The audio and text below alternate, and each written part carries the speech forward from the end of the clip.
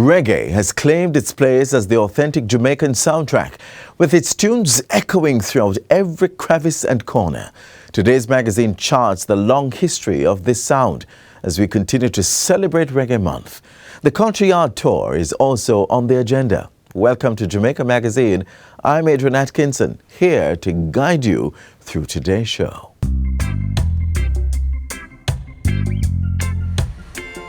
Hi, I'm Suzanne Rousseau. I am one half of a sister team. This is my sister Michelle. We're lots of things. We're restaurateurs, we have been caterers, we've been in the food business for the past 20-something years. Our father was also a hotelier and in the restaurant business, so we grew up in a functioning, operating restaurant just because we were around that environment a lot.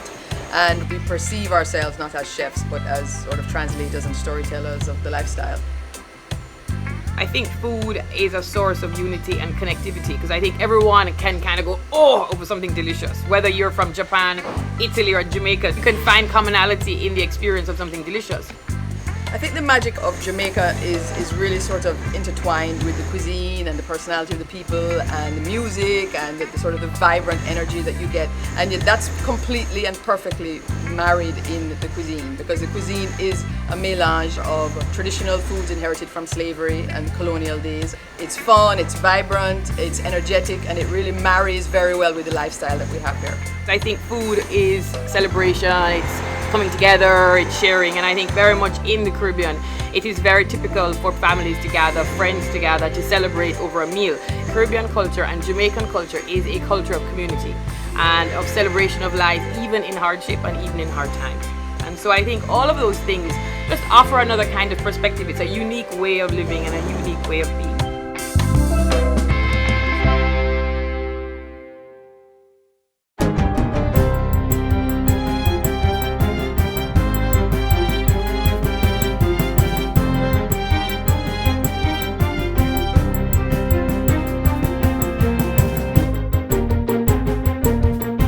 Good day, I'm Stephen McHugh, and this is your JIS News for Friday, February 18, 2022. Jamaica, through Tourism Minister Edmund Bartlett, has launched World Tourism Resilience Day to be observed annually on February 17. The observance, which is the brainchild of Minister Bartlett, was officially launched on Thursday during Expo 22 Dubai in the United Arab Emirates, UAE. It's part of a thrust to heighten global awareness and actions towards strengthening the industry's capacity to address and recover quickly from crises and shocks such as the COVID-19 pandemic. We want to focus on capacity building primarily for small, highly tourism-dependent nations that are vulnerable to many disruptions but are weakly resourced to respond effectively to it. Let us use this day to make that statement that the world will now have a chance to predict, mitigate, manage, recover, and recover quickly, and then thrive after disruptions. The launch took place at the DP World Pavilion. It formed part of the itinerary for Jamaica's delegation, which is participating in the Global Expo from February 16 to 20. The delegation is headed by Foreign Affairs Minister Senator Kamina Johnson-Smith. Meanwhile, the Tourism Product Development Company Limited, TPDCO, will be hosting a series of COVID-19 and vaccination refresher sessions for industry workers. The sessions are being organized as part of efforts to maintain a safe and compliant environment for tourism workers, as well as local and international visitors. They will cover all current COVID-19 protocols and the importance and benefits of getting vaccinated. The first session was held yesterday at the Montego Bay Convention Center, targeting craft traders and contract carriage operators. Negril is next on February 23, when the Parish Health and Education Officer for Westmoreland, Gerald Miller, will address service providers at the Rayon Hotel. On February 25, the team will return to Montego Bay to host a session for accommodations, car rentals, and attractions at the Montego Bay Convention Center. All service providers will be able to join the South Coast Sessions on March 3 at Bread's Sports Park Treasure Beach in St. Elizabeth, and on March 8 at the Golf View Hotel in Mandeville. The Ocharia session is scheduled for March 15 at the Anglican Church Hall and March 17 for Portland at Hotel Tim Bamboo. The sessions will conclude on March 31st in Kingston at the Talk of the Town at the Jamaica Pegasus Hotel. Interested individuals and groups are encouraged to register by calling the Tourism Training Unit at 876-979-7987-8. Minister of Agriculture and Fisheries Pernell Charles Jr. has welcomed Sagicor's agro-processing loan facility to help the sector improve efficiency, import substitution, and export expansion. The loan facility was launched on Tuesday. It will provide persons in farming and agro-processing loans of up to $50 million at an interest rate of 6.5% with up to 12 years repayment. It is for us now as a government to see this as the facilitation of one of our most critical goals. The goal for us to drive production of agriculture and fisheries in our country, to contribute to our national development, to contribute to creating an extended value chain, and we cannot do that alone. The Agriculture Minister says it is important that lower financing support be provided to farmers and manufacturers so they can invest in priority areas like post-harvest facilities and take advantage of markets where the Jamaican brand is in high demand. He points out that government has embarked on the implementation of its own agribusiness cold chain project. This is going to focus on post-harvest facilities through grant funding of $1.05 million from the governments of Jamaica and Morocco. We will be establishing across the country several mobile pre-cooling and packing facilities, as well as a network of temperature data loggers in the cold rooms and trucks. All public transport operators in the island now have access to a retirement savings plan. The pension fund scheme, which was officially launched on Thursday, represents a partnership between the Victoria Mutual Group and the Transport Operators Development Sustainable Services, TODS. Transport and Mining Minister Audley Shaw has welcomed the initiative, which he says reflects the ministry's push for financial education and preparation for Jamaicans. Public passenger vehicle operators must be given the opportunity to reap the rewards of their hard work in their retirement years. If some operators don't work daily, no money will be earned to feed their families. This is not how we want things to continue. Something must be put aside for rainy days. The minister made an appeal to all eligible public passenger vehicle PPV operators to join the pension scheme plan. And finally, young people who are wards at the South Camp Juvenile Remand and Correctional Center are to benefit from a donation of tablet computers and headsets. The items, which are valued at over $200,000, have been presented to the Department of Correctional Services, DCS, by the Amber Group. State Minister of National Security Xavier Main received the devices on behalf of the DCS in a ceremony held at the South Camp Juvenile Remand and Correctional Center recently. He says the donation will help to facilitate virtual visitation hours while enabling wards to tap into online counseling sessions that are crucial to their rehabilitation. Founder and CEO of the Amber Group, Dushyant Savadia, says the company is proud to contribute to the rehabilitation of the wards and empower them to take greater responsibility within the society. And that's it for JIS News Today. I'm Stephen McHugh. Thanks for watching.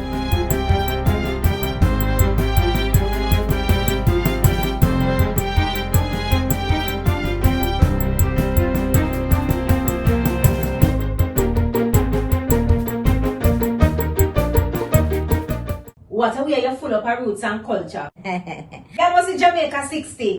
Jamaica 60?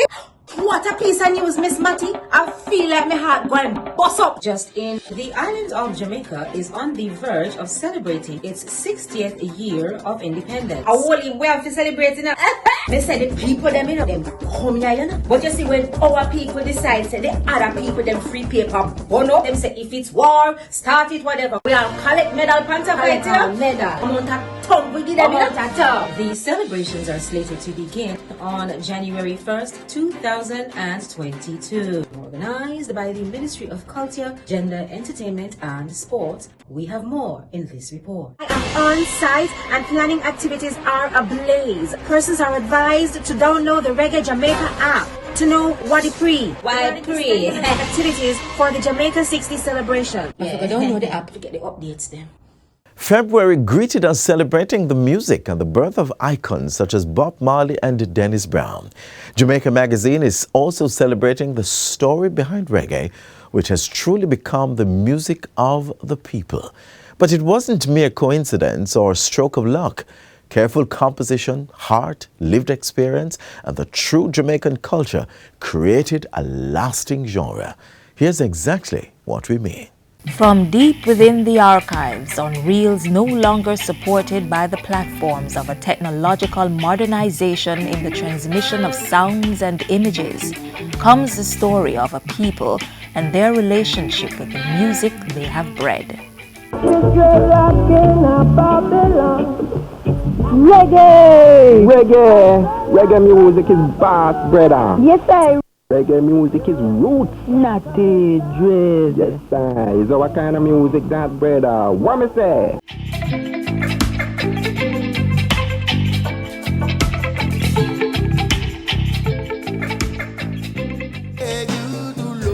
If reggae can ever be edged to a set place, then 13 Brentford Road is its home. It was here at Studio One in 1968 that Rocksteady briefly went back 20 years, married the folk rhythms of Mento, and gave birth to reggae. The new art form experienced its share of birthing pains as the so-called elites of society struggled to accept its revolutionary presence, while those from whose experiences it sprung cleaved onto this evolution in expression.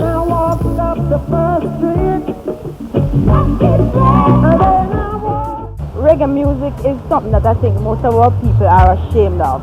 I don't know why this should be, because it is coming from our roots. So much people are naked like them shame. I agree.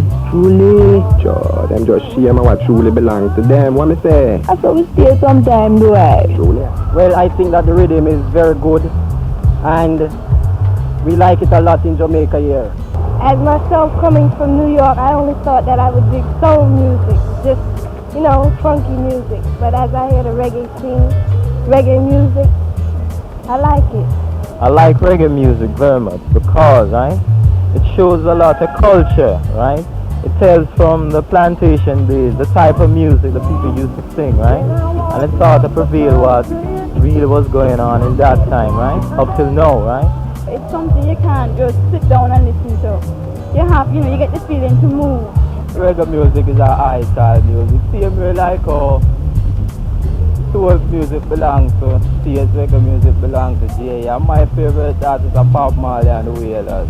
Probably because it's part of me, you know, and we create it. I don't know, but I think I enjoy playing reggae very much. I really dig reggae music, but whenever time I hear reggae music, I feel like dancing, you know? I'm in a dancing mood. Generations later, and the narrative retains echoes of past sentiments with the addition of new layers. Reggae change, I can't say like it changed a bit, you know, but still reggae beat. The old one is better, the new one not much to me. I just love the old stuff. When I'm working, I listen to my music, keep me going, you know. If me go dance on them music then I'm play, me not really stay there. It means everything. It's a part of Jamaicans' history, so it defines who we are as Jamaicans. It means everything. It means love, it means peace, it means understanding. Reggae is a lifestyle. Reggae is a lifestyle, you know, Jamaican lifestyle. Yeah, even the lifestyle you live, because even they tell you in the farm, you know, they work hard every day, hustle hard every day, and the music says reggae. So, reggae is life, man, you know?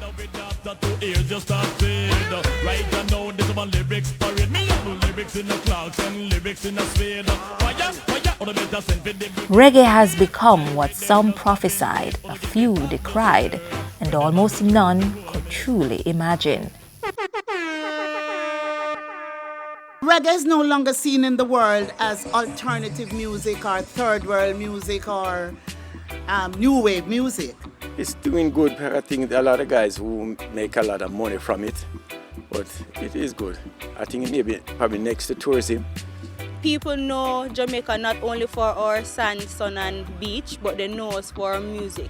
So when you go abroad and people be like, you're from Jamaica, you know Bob Marley, you know such and such, all because of our music. So reggae is our definition of Jamaica. It is the strongest component in the brand Jamaica construct. Reggae artists and those who specialize in its offshoot dancehall have won major musical awards. In life and past death, its greatest ambassador retains an undeniable international presence that has demanded respect from world-renowned publications. Since 2009, the entire month of February has been dedicated to its celebration at home. It was instrumental in garnering capital Kingston the designation by UNESCO as a creative city of music.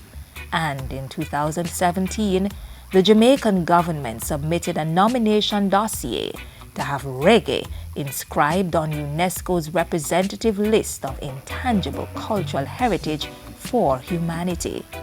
This international protection instrument will ensure that the origins of reggae and its derivatives are appropriately documented and safeguarded for present and future generations.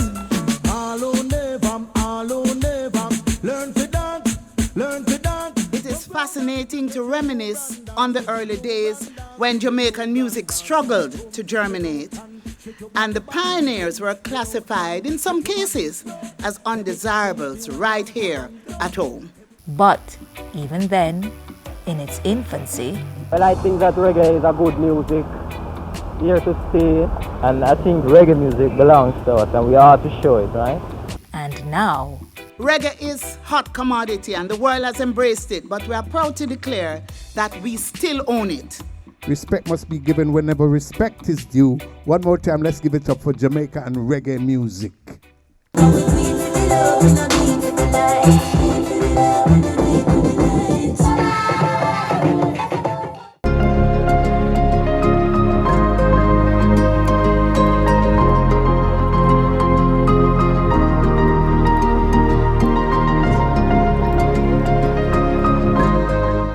What's a true Reggae Month celebration without a tour of the Culture Yard?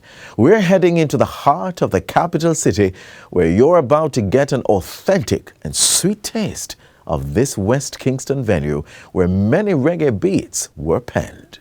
Some call it the Hollywood of Jamaica, while others refer to it as the cradle of Jamaica's music. This place is packed with history, and lucky for you, we will be exploring some of it today.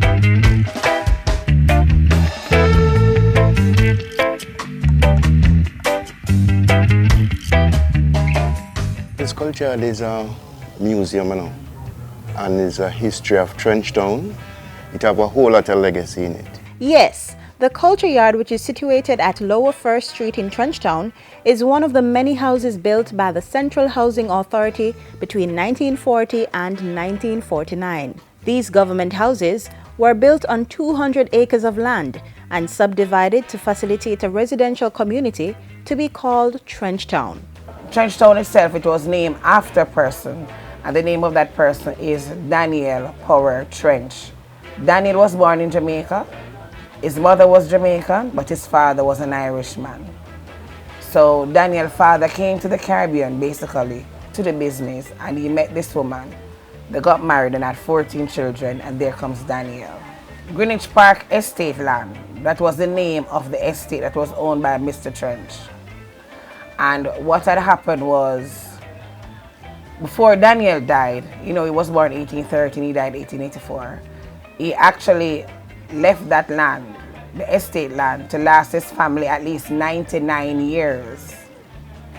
And what had happened was, there was a huge earthquake in 1907 that had destroyed the estate land beyond repair. So later on, the land became a squatter settlement. You had persons who started to squat on the land, and afterwards now you find where the government came in and had asked the family to sell the land to them. So it was sold to the government, and that's when the government now divided the land in different areas. On the land, the government built 4 different blocks of houses, namely H, S, T, and U block. On the U Block is the Trenchtown Culture Yard. People travel from near and far to learn about the phenomenal history of Trenchtown and the successful people and musical bands it has produced, such as the Heptones, Abyssinians, and the Wailers.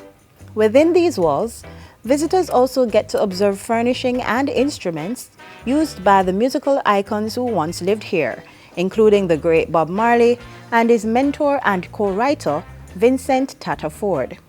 So, Vincent Ford, this is all his writings on the wall. This is him. This is his furniture. This is his Bible. It was in this space that the popular Bob Marley hit, No Woman No Cry, was penned. In this song, listeners are able to get a feel of some of his experiences while living here.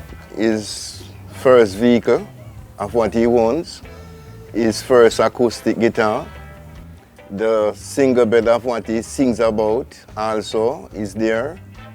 And there are many bits and pieces of Bob that is still here. It's emotional.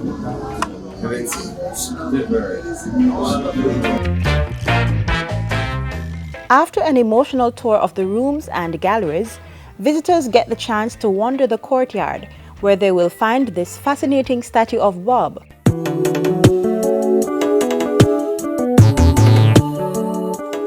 And this captivating mural of the culture tour. But the tour of the Culture Museum and Yard is just one of 3 tours available to visitors. So normally we offer 3 different tours. The tour 1 is just inside the culture yard itself. You get a guided tour with one of our tour guides, and it's just a tour inside of the galleries. We offer a second tour. That tour takes you to where Bob Marley's mom lived when she came here in 1956 and Bob was only 11. So that house is basically not just Bob Marley's mother's house. It is also where Bunny Wailer lived. Because, you know, Bunny Wailer and Bob Marley, they were stepbrothers and they share the same home. We also have different craft shops in the area where somehow persons can make their own money. So the guides would walk with you there. There's also Trenchtown Ceramics, where the persons, they make ceramics out of our own Trenchtown clay. And at the end of that, it stops at the recording studio that we have in Trenchtown called the Jamming Studio. So there, you know, persons know, the guests get an experience of how the rhythms are made. It's evident that the Culture Yard is a must-see for anyone who wants to learn more about Bob, Jamaican music, and the phenomenal evolution of Trenchtown. It's no wonder the site was declared Jamaica's first inner-city heritage site. To arrange your visit or guided tour, all you have to do is contact tour manager Sophia Doe at 876-859-6741. Trust me, you don't want to miss out on this rich cultural experience.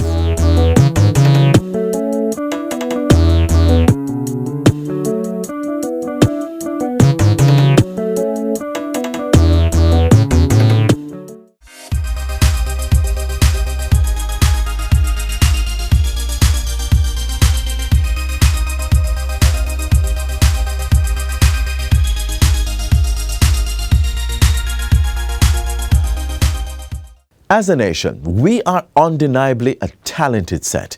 Our final stop takes us to a scene where we can explore some creative minds and hands. Not more musicians, but rather our craft vendors. Check out these costume jewelries coming out of the Jamaican market. Droplets of beads, creatively designed metals, painted wood, all handcrafted to adorn the neck, face, or limbs. Made from natural resources found on the island, local costume jewelers are designing a niche for economic empowerment. Natural handbands.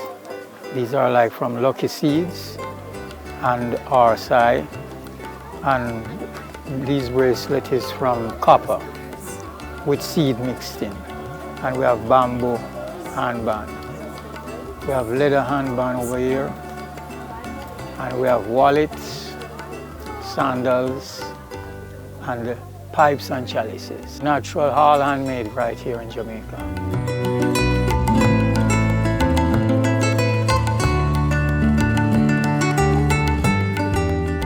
I've been doing this business for over 40 years now. I've traveled all over the world, and this is the business that I do. This is my living, and I'm very proud of it. I was working at the post office for 18 years. But in the 18 years at the post office, I learned this trade. I'm self-taught. That's what I love about this. I think about a creative piece and I manifest it with my hands. And that's what I love about it. Manifesting what I think.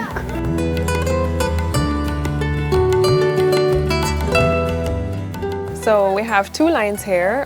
We have one called the Heavenlies, and then we also have another line that's completely made out of paper, crafted from scratch, hand-painted by a fine artist and varnished. And that one is called Inspired by Nature. And if you look at it, you'll see things that remind you of sunsets or hillsides and mountainous reliefs and fruits and flowers.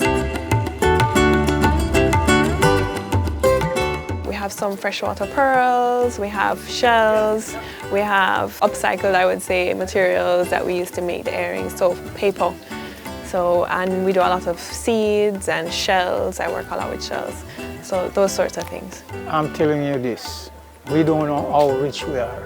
We're a very rich country. I'd love if we could concentrate on developing our skills and using our local product and advance.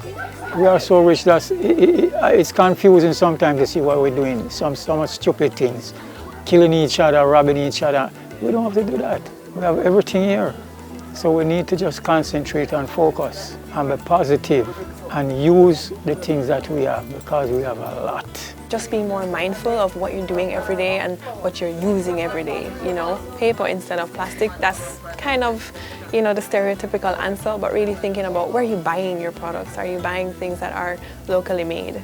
Are you buying things that are imported more than the locally made?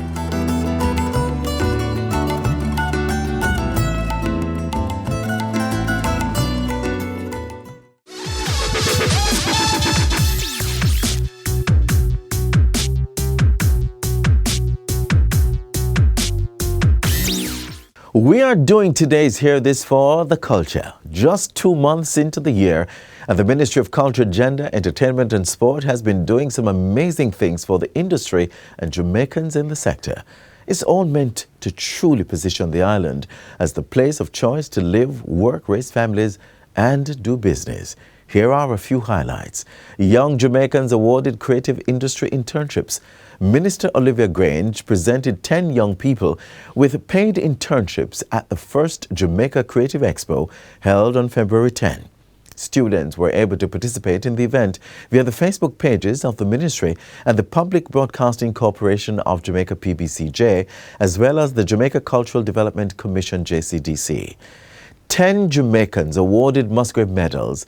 The medals were awarded for work in their respective fields of literature, science and the arts, and given in the categories of gold, silver and bronze. There is also a special category for outstanding youth between 18 and 25 years of age. Continued support for creatives.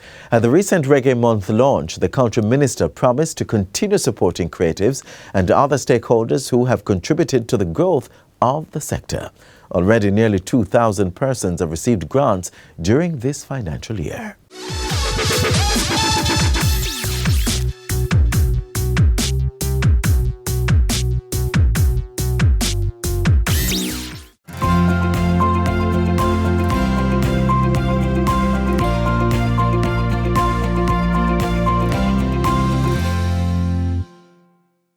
The tour ends here on this Friday's edition of Jamaica Magazine. We're glad you took the time to sit with us, walk back in time to revisit some good Jamaican memories and experience the creativity bursting from the Jamaican people. Of course, a recap is always available for your viewing on our YouTube channel. And while you're doing that, take a stop by our Facebook, Instagram and Twitter pages for more information.